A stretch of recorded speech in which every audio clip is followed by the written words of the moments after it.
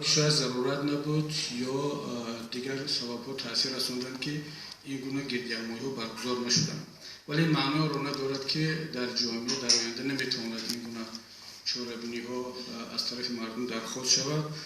و در قانون باید همه چیز مشخص باشد، همونطوری که مؤلفان لایحه گفتند. البته چند ناروشنی هست. من محترم رئیس یکیش رو خاطررسانی میکنم. بسیار خوب میبود که در آینده اگر مسئولین بین مفهومی جای یافته در قانون امروزه مفهوم مجلس که البته یک مفهوم حقوقی است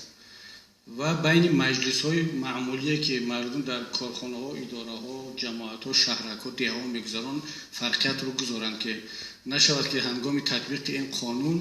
زیر مفهوم جای یافته در این لایحه ما همه گونه مجلس ها با این معیارها تنظیم شوند که 15 روز پیش از برگزاری مجلس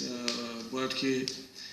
تشکیل کنندگان آن درخواست پیشنهاد کنند یا اجازت بگیرند، چون ما همه شهروندان، حزب‌های سیاسی، کارخانه‌ها، اداره‌ها، مجلس‌های خودمان رو داریم که باید این آمیخته شوی مفهوم‌ها در آینده مشکل‌ها را به وجود نیارد. نکته دوم این است که ما باید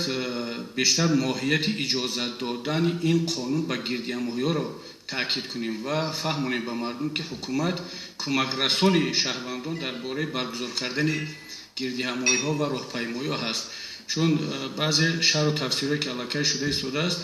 بعضی‌ها اشتباه فهمیدند و میگویند که با قبول این قانون نو میتوانند مانع‌های بیشتر ایجاد کنند در راه برگزار کردن گردی‌نمایی‌ها و راهپیمایی‌ها. برعکس تحلیل من نشان داد، هر دو قانون را وقتی که دیدم اینجا بیشتر مشخص است، دقیق شده است و حتی اشاره به آن شده است که حکومت مقامات دولتی باید کمک برسانند و یک نکته بسیار مهمی که در قانون قبلی نبود، اشتراک تشکیل کننده گردی‌نمایی باید در جلسه که مسئله اجازت دادن یا ندادن گردی‌نمایی بررسی میشد باید دعوت شود و اشتراک کند که در قانون قبلی این نبود و من فکر میکنم که بسیار نکته مهم است. در عموم با نظر داشت این ملاحظه ها ما پشتیبانی از قبول این قانون میکنیم و تشکر میگیم به مؤلفان. تشکر.